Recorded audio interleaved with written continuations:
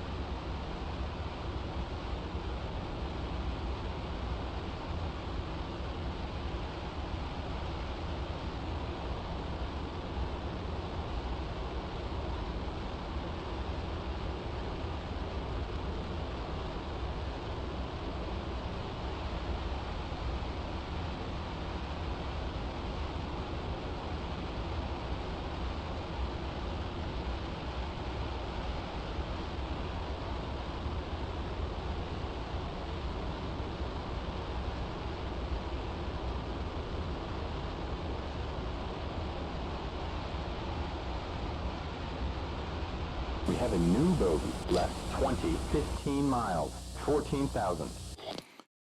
All right. Welcome back, folks. Thanks for bearing with me through that net hiccup.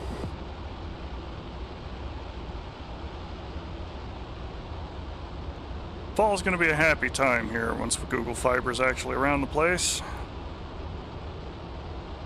Got to wait on them to open the floodgates on that, and we'll be rolling that one right over and hopefully avoiding some of these Cox internet issues. 11 o'clock, 9 miles.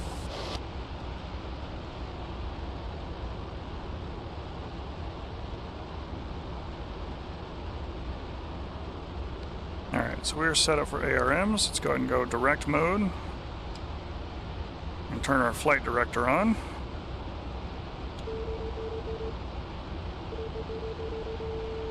And turn down the oral tone there for you. So what we're hearing from the Shrike right now is that it's actually picking up some kind of signal from the band that we were set up for. Left 5, 27 miles, 23,500. And these little crosshairs here, as they get to the very center of the flight director, is more or less you looking right at the target area.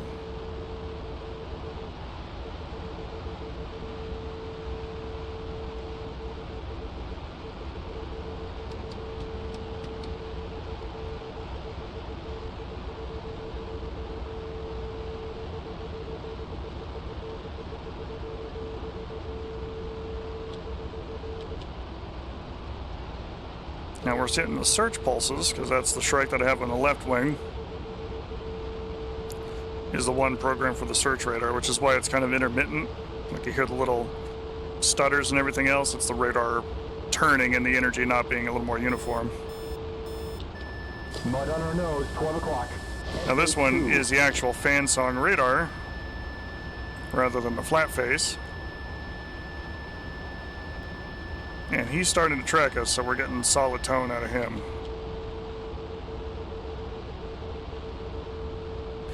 We are quite a bit ways outside at 35 miles.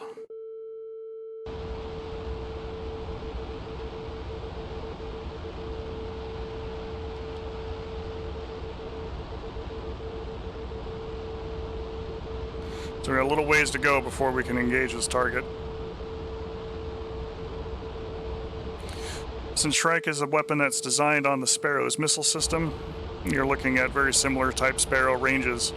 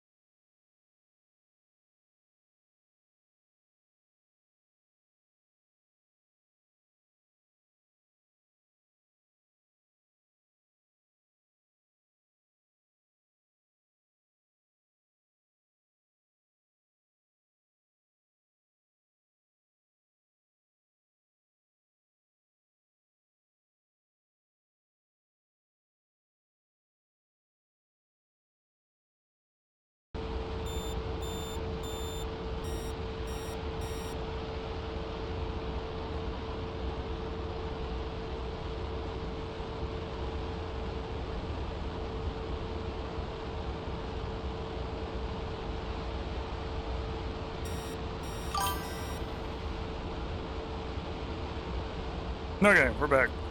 So anyway, right before it gave me that little disconnect, the SA2 their system, it needs to be looking at us the whole time in order to provide guidance for the Shrike.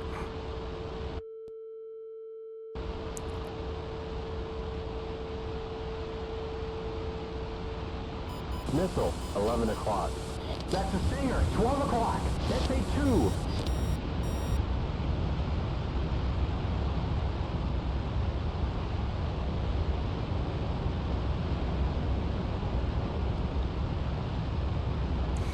So one of the things that you'll notice is that the Shrike will spin when it's in flight, and it is simulating the nutating horn on the radar displays, or rather on the radar itself, that the Sparrow uses for continuous wave guidance.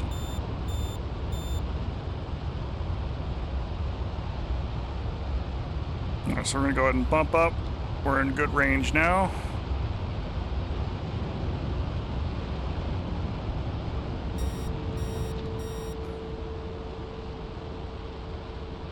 And when the Shrike is screaming at us the loudest,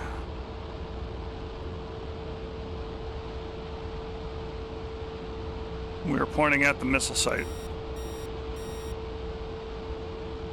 Let me give it just a little bit of nose up on it, and magnum, magnum.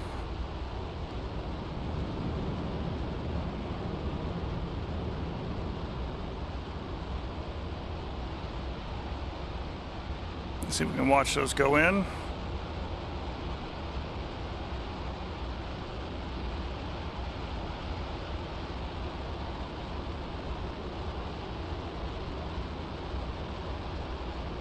It looks effective.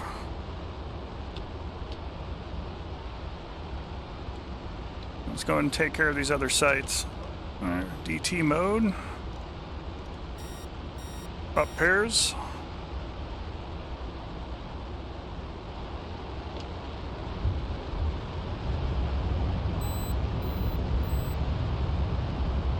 You know, there's man pads in those shulkers groups, so we're going to go ahead and try and climb up a little bit, get some altitude so we got overhead. Try and drop these bombs above the man pad's ability to shoot at us.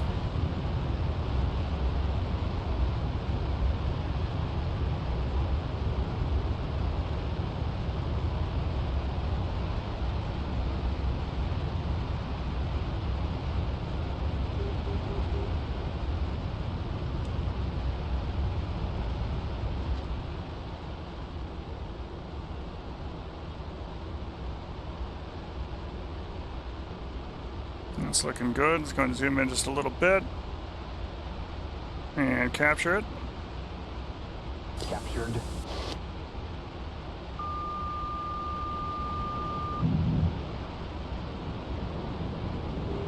Roll out and away from that. Put a couple flares out and observe the area. First bomb got where it needed to go. Ran just a little bit long.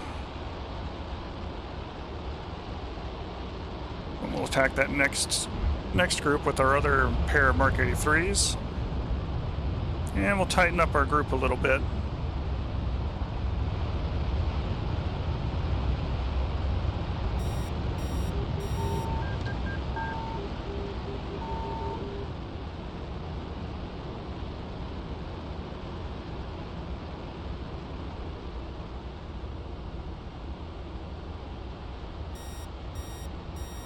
Okay, captured.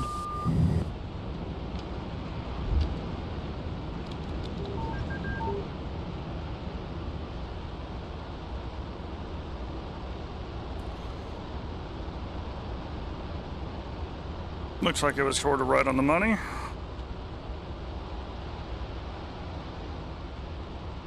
Adjust that ripple setting again.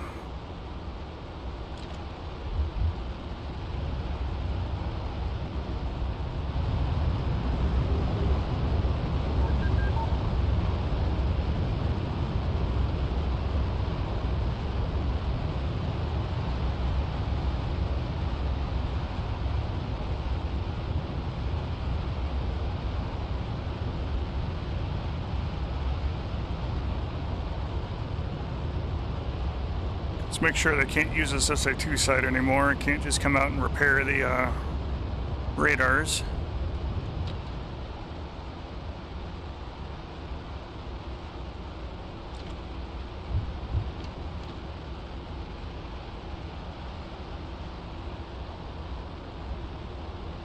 Okay, captured.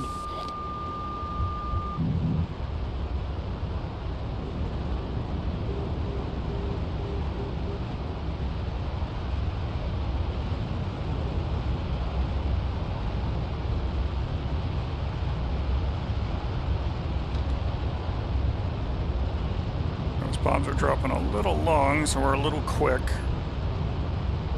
for our radar system to help us out. We'll try and drop these a little bit short, and they should be right where they need to go.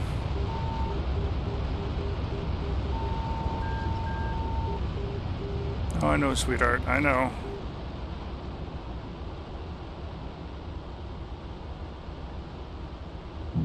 Captured.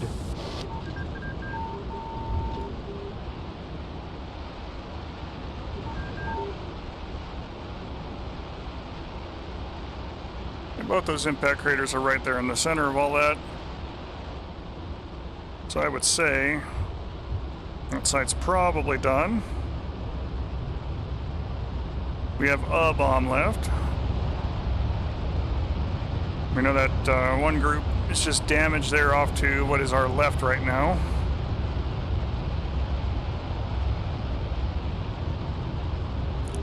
We'll give this bomb a new forever home over there, and we'll go home. And we'll look at the TAC view and cover the spots that were temporarily hit by an internet outage. Talk about the things we talked about today for the lesson.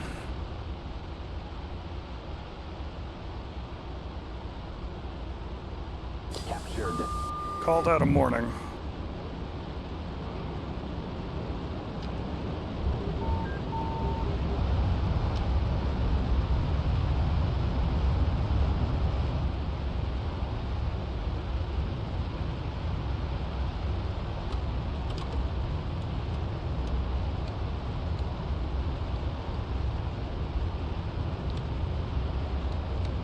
Back to TACAN navigation for Nellis.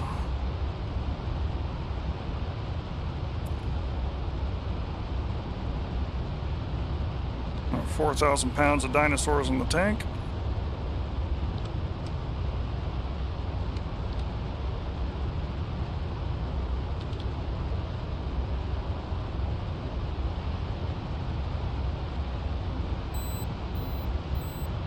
Got a new bogey. Right 514 miles. 13,500.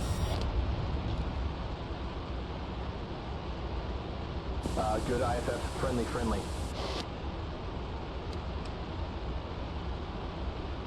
Okay, I put the autopilot on here as we're cruising back. Adjust our power a bit.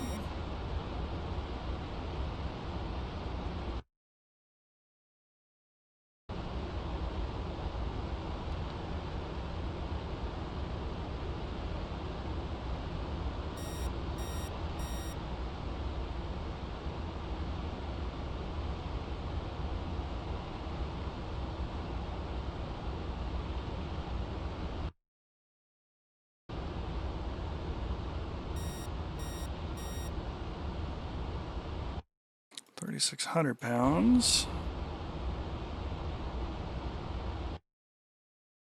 Tanker is currently moving the right direction.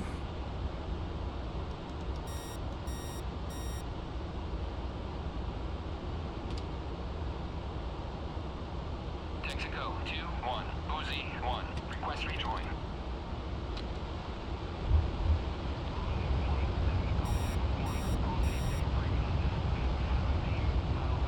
We have a bogey. Right 5 degrees. 24 miles. 16,000. Target pace. It's a friend.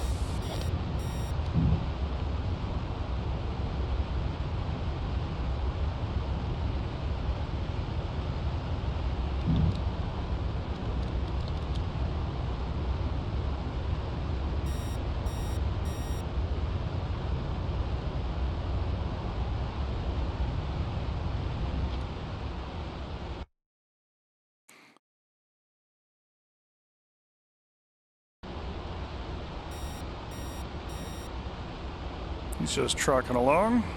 We've got a friendly KC-135, 12 o'clock, 10 miles. We are way overtaking him.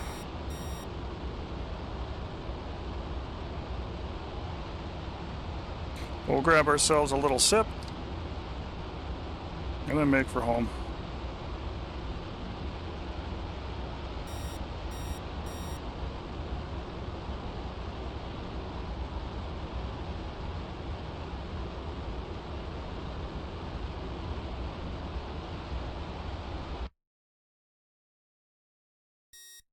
Ground speed is 588 knots. His is 414 knots.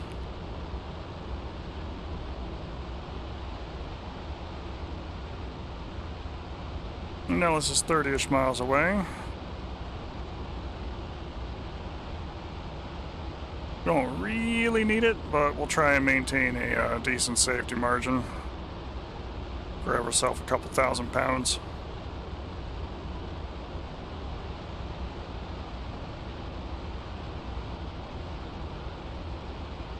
This is one of the things that I like about the Red Flag campaign by Reflected, which if you're a F-4 enthusiast or enjoyer, definitely recommend picking that one up. I've always enjoyed Red Flag. I remember since watching those when I was a kid. You know, and Gunsmoke and all the other flags in between.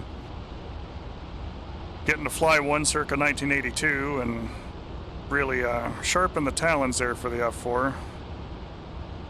Been kind of a joy. And then turning around and following up with the Cold War Germany map that I've got running on the Pantheon Initiative servers there called State Scarlet. It's almost like getting your first 10 missions in and then going to do the real thing in an environment that isn't out to kill you or cause nuclear war. Definitely a lot of fun.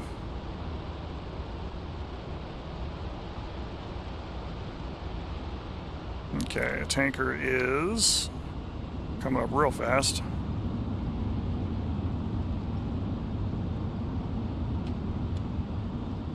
But we managed to avoid the overshoot.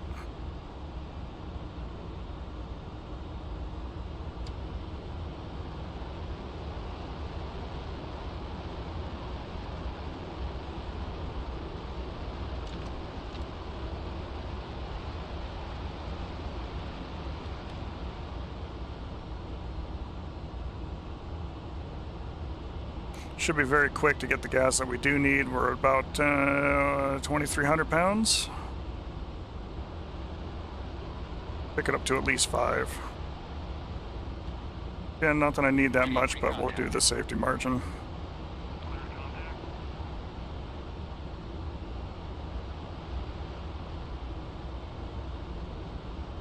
Told Jester to stop talking so that he doesn't slowly lag behind all the corrective movements he's trying to tell me and be helpful with. Go forward 15 feet. Jester, I told you not to talk. 5 feet forward. Suck 'em die. Whoa, you're about to fall off. Oh, this is fine. You're charging the boom. You are drifting forward.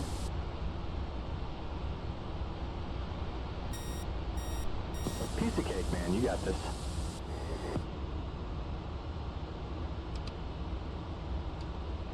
Ready, pre-contact.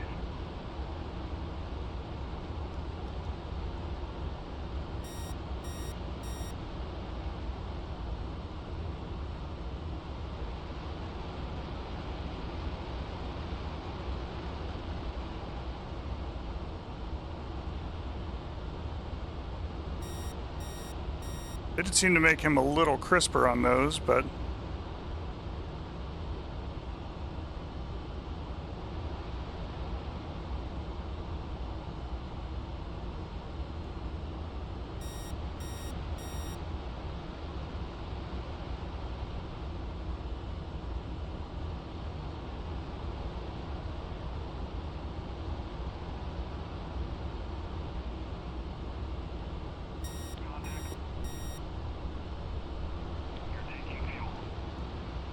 It's trimmed a little too high nose up. Ready, pre-contact. Kind of connected on him in a hurry, so that's my fault there. But we'll get stable.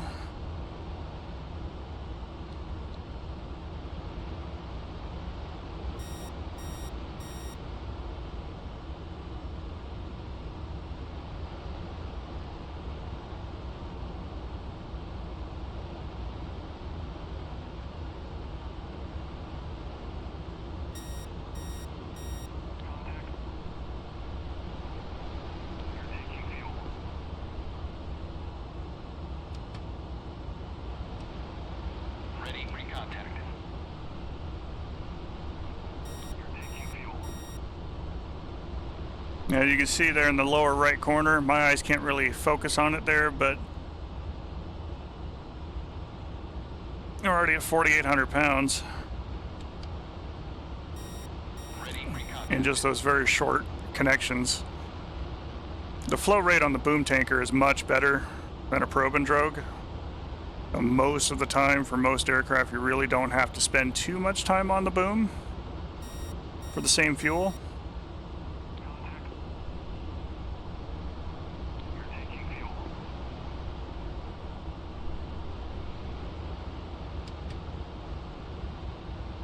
Ready, pre-contact.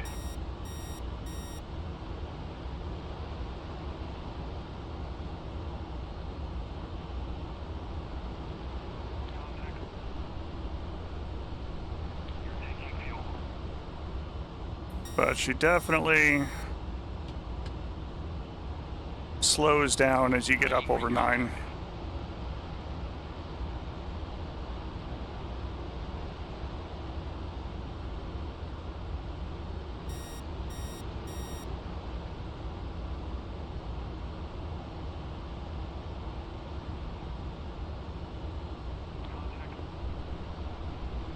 Return pre-contact.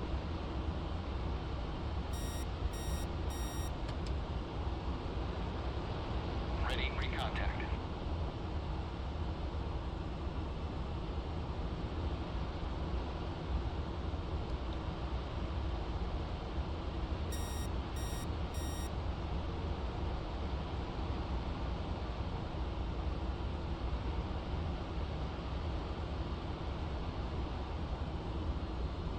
Contact. Return pre-contact. Ready, pre-contact.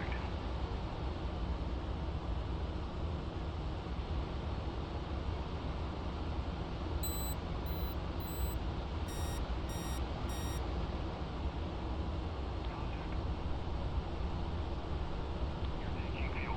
6,000, 63, 65. Yeah, very quick. But that's all the gas that we need, and then some. Rejoin. Let's go ahead and come on back.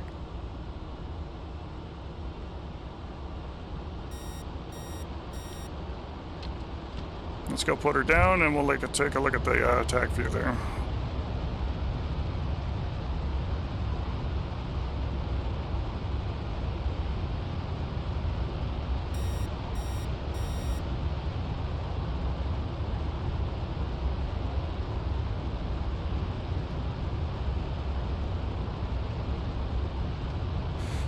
Since we were good and got a lot of extra gas, we can spend some of it doing something for fun. So we'll cruise by with the afterburner on.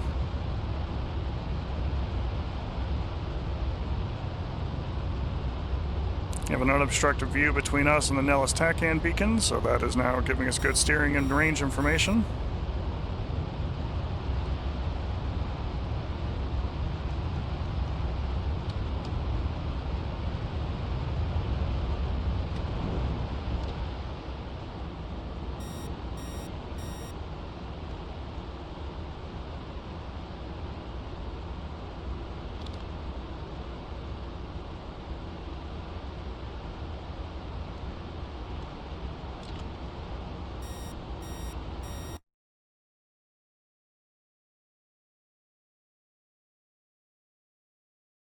I'm glad he didn't take us over the no-fly zone. Thanks, Mr. Tanker.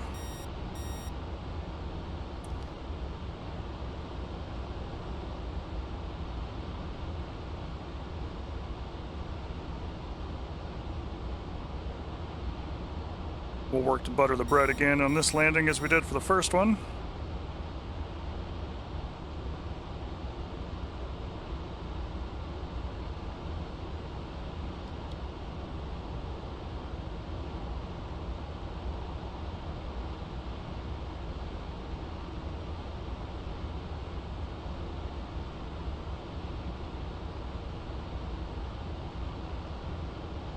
We have a friendly, 11 o'clock, 8 miles.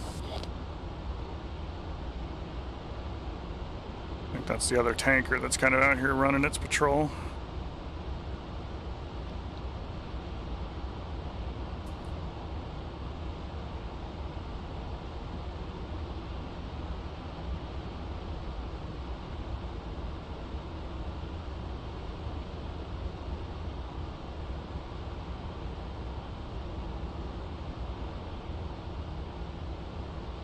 "31 miles back home."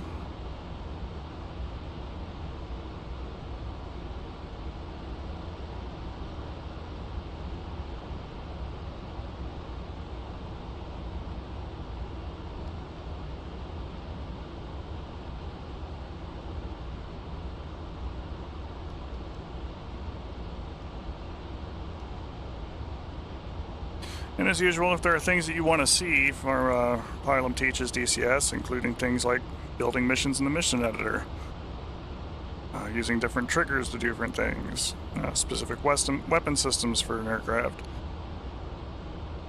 May not do quite all of them. I definitely enjoy flying the F-4, the F-15E. Please fix that, Razbam. Please sort your nonsense between U and ED. Spent some time with the Tomcat, the Fighting Falcon. Good handful of aircraft. And some helicopters, too. Far be it from me to tell our boys over in Coyote, the flight that handles rotorcraft and Pantheon, how to do anything with their machines.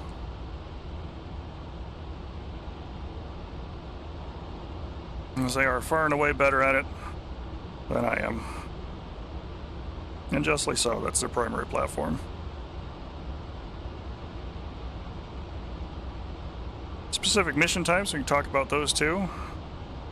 So if ever there is something that you want to learn or want to see or just want to make me suffer through, feel free to ask. We'll see about making that a reality and a possibility on Pilum Teaches things on Saturdays.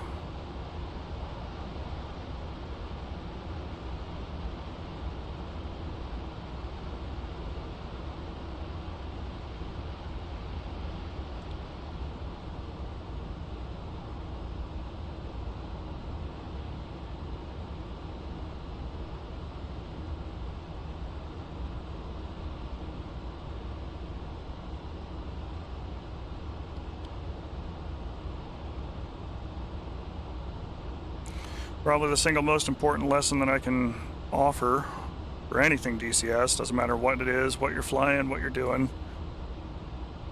is that patience is a virtue. You're going to spend a lot of time doing it wrong, or crashing, or getting shot down, or whatever it is you're trying to do. You're going to fail many, many, many more times before you start getting it right. But once you hit that groove, once the practice makes perfect, it really does pay off for folks.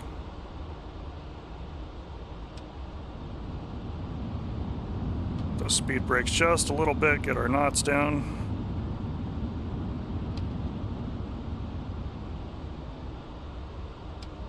I'm going to bring the chair all the way up.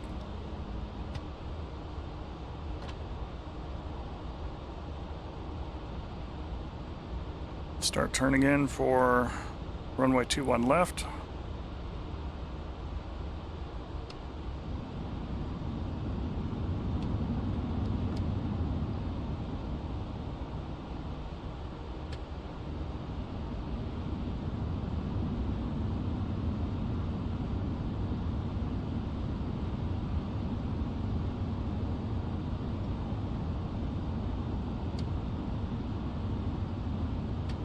There's 250. Gears coming down. Retrimming the aircraft. 225. Flaps are coming down. 2 ticks on the flaps.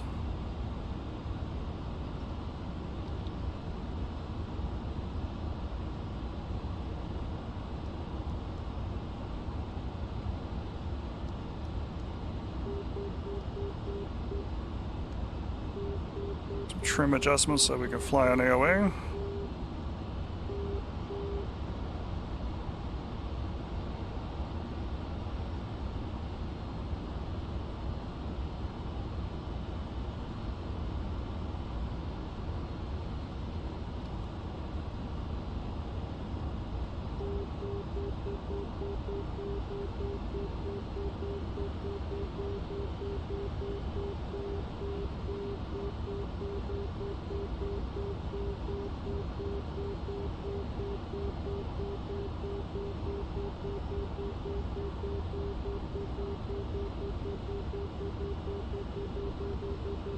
Okay, gear, flaps, pressure, warning lights, anti-skid. Hang on a second. That chair is starting to slip again. There we go. It's better. Reset the head tracking there. And continue. Again, in the F-4, that beeping there is the oral tone system. Which lets you know when you're approaching higher AOA limits, which for the jet, when you hear that solid tone, it's just like it says on the indexer there. We are on AOA. I've turned that volume down a little bit to make it a little less painful for folks, but it is an important component. 500.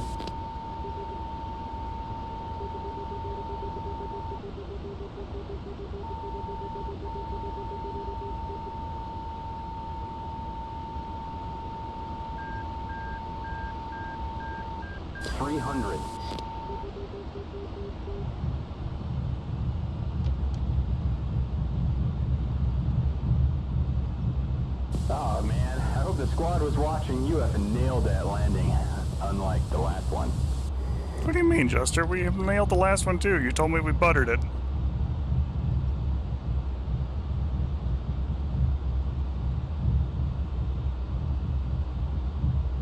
This runway was the bread, I was the butter. You told me those words. Jester likes spreading misinformation out on the internet.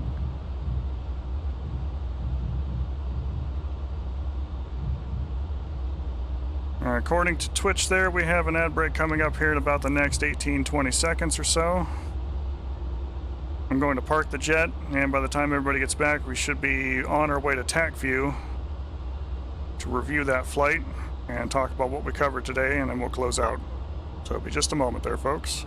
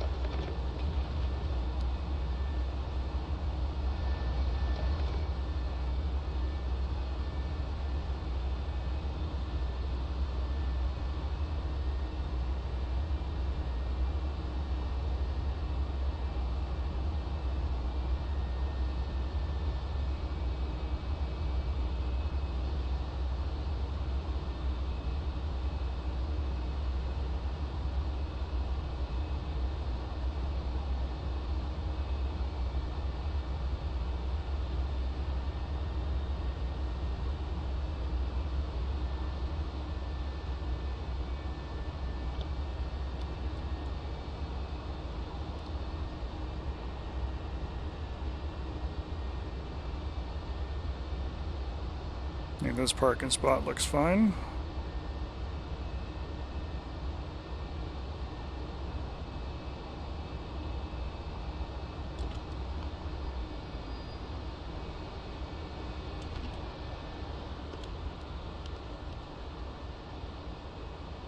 Roger.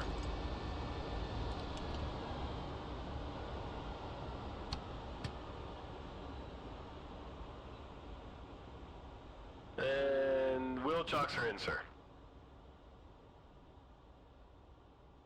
Roger.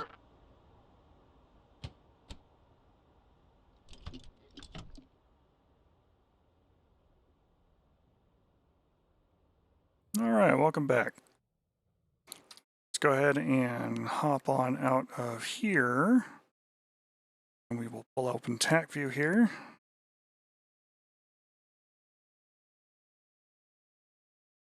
Yep, you can go and close yourself out there, bud. Promise it's okay.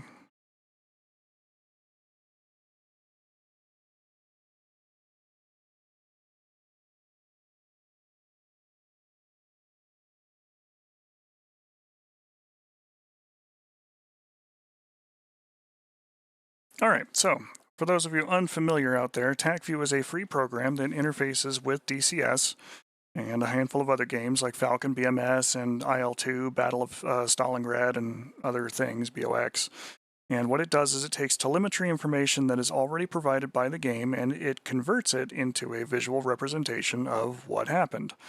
Of course, some of that is subject to what the server allows to be exported on servers where things are a little more competitive or perhaps are a little more intense.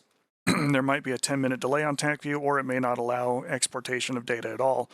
But for single player and for anything that you're doing on your own, or for multiplayer servers that allow this kind of thing, it really is a very powerful tool to see what's going on and to take the thread work out of the question of, did I just spontaneously combust, or did I completely miss that MiG that got in behind me and shot a heater at me and I just never saw it?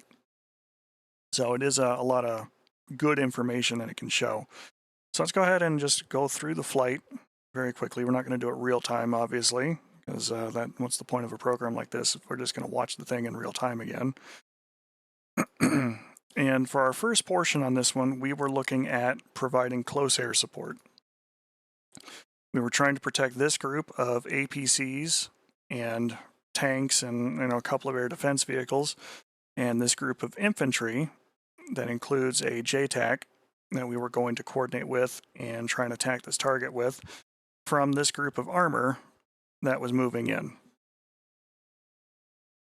The things that we talked about that were important to the close air support mission was identifying where your friends were, which we had a little bit of help as they deployed some green smoke, which we could see where the target was. We were able to identify the town that our Blue 4 friendlies were hiding in, and the offset village and industrial area there where the infantry were set up, and we were able to identify where the tanks were that were coming in to strike our people. We did work with the JTAC. The JTAC didn't provide us a mark, but the native JTAC system, depending upon what weapons that you're trying to employ, they will use a laser, they can use Willie Pete smoke markers, they can use other colored smoke markers, and the JTAC will select one of those automatically as they need to and inform you of where that target is and everything else and direct you to try and come into attack. We came in on this attack with bombs, so we were using DT mode as we were doing towards the end there with the SAM site, same system. The first thing that we did was they told us that they wanted us to egress east, and we were on the west side of the target, so that was not going to work. Or rather, we were on the east side of the target already and would have to turn west. That was not going to work for what they wanted us to do. And the reason he's telling us to do it that way is he doesn't want a bomb to go long from this target grouping right here and accidentally get close enough to them to hurt them. So we came rolling in. We were under fire from the Sparka. Gave him a pair of Mark 83s. And we decimated the lead tank and pretty much all the MTLBs that were in that group. Came off again. You can see this teal line is where my head tracking was looking, so it does record that for yourself. It does not record that for other players, but you can see that for yourself as the host. And it's representing the center of the field of view for that one, not necessarily, any of the other specifics. So we rolled back in on the target area. We saw this other group was still pressing forward. We came on it and gave them another pair of Mark 83s, which really brought this down to a single Sparka that was badly damaged and a T-55 that was not damaged enough to cause smoke.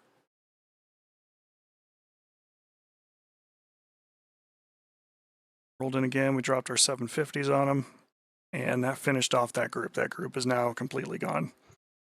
At this point, we went to go get some gas, and this is where the raiding party showed up, so appreciate all you fine folk coming here to connect, and for those of you who have stayed, even through the couple of disconnects that we've had for the internet. Got some gas, then we pushed out to this point. This is where we fought these two MiGs, and this is a pretty stellar engagement. They must have been at the very edge of their patrol group, or they just somehow did not see me. They are set to engage. Oh, you know what? They don't have a an RWR on board. That's right. I made those older MiGs.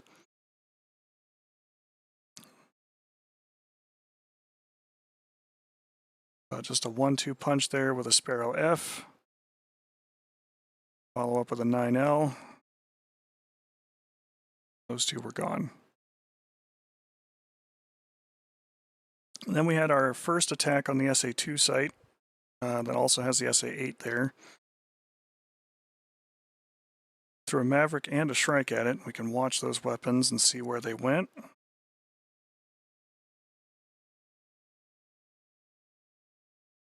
Get rid of these labels here for a second.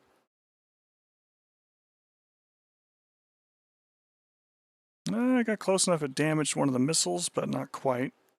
Did what it needed to do, and then our Maverick slightly overshot that SA8, but still managed to damage it too.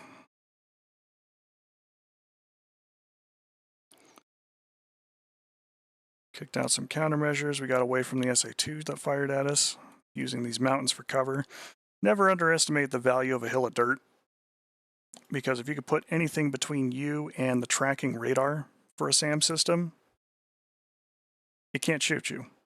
And if it has shot you, that missile is going to lead itself right into the ground, which we definitely did here a little bit later on in just a moment or two against this SA8.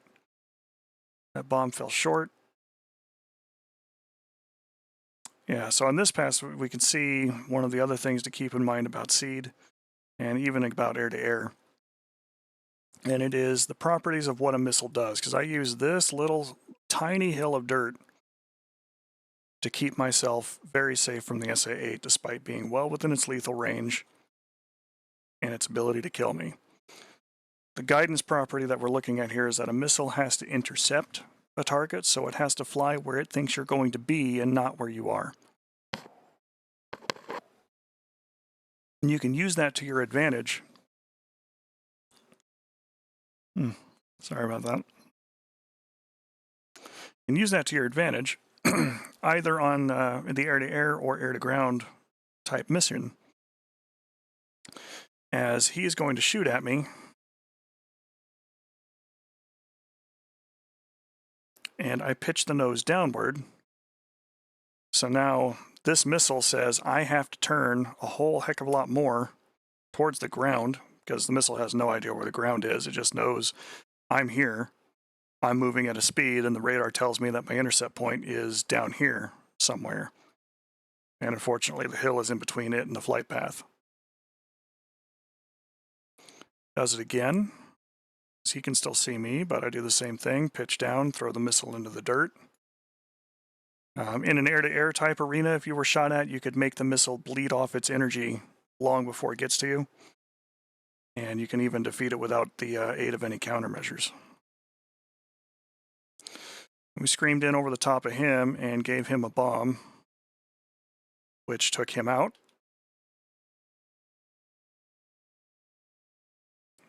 Climbed into the gun range of everything else trying to kill us.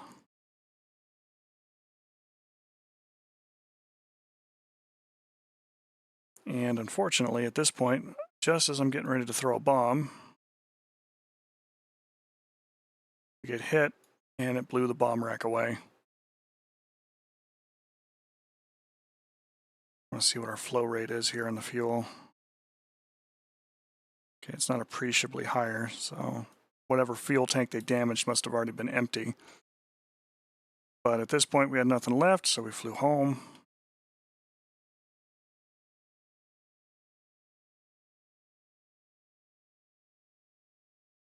buttered the bread, rearmed, reset, and came back in with a vengeance. The SA-2 fires at me. Same thing, we're going to pitch those missiles into the dirt because it's got to try and intercept me down on the ground. I execute a pop-up here. I'm trying to get a little bit of altitude and a little bit of angle on this site as we're 7 miles away from it. Get myself on course, and we fire a pair of strikes. One of these strikes is tuned to the SA-2's track radar, the other is tuned to the search radar. The little wobble that you see here, that actually does happen for the weapon. And again, it's trying to simulate, because it's basically a modified Sparrow. And if you look at the radars when they are doing a continuous wave search, they kind of jitter in a circle. It almost looks like a little flower pattern. And there's an example of that on the F-4's knee board for air-to-air missiles as far as what the continuous wave search pattern looks like. But it spins in a circle that the Sparrow seeker head can figure out, you know, that's what it is I'm looking for. That's where the illuminator is. But when you're using the strikes, which are, again, like a reverse engineered Sparrow for it, it doesn't gain the benefit of that. So the missile system itself spins to simulate that same sort of movement. And both of those missiles got close enough and destroyed both the search and track radar of the SAM site. So if you need proof that Shrike will actually do the job and kill something, there you go. Weapon system does work. I also had the Willie Pete charges on it too, so it was actually providing a client-side smoke marker for the target if we wanted to follow up, and we got a minute on that one before it dissipates. At this point we came in and we were going to attack the surface-to-air threats. There were 2 groups. Dive down, kick out some flares just in case. We've throttled our engines to try and make ourselves as cool as possible. And the infantryman is very dead. We turn around and followed up on the other group with a tighter pattern of bombs.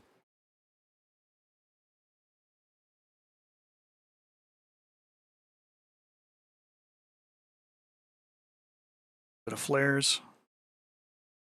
And kaboom. He's down too.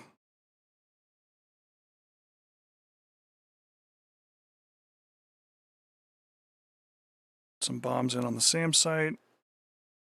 Actually killed a ZSU-23-2 pit that was down there. That made that a little easier for us on the way in. Couple more bombs. Nobody's going to be using that SAM site again in the near future.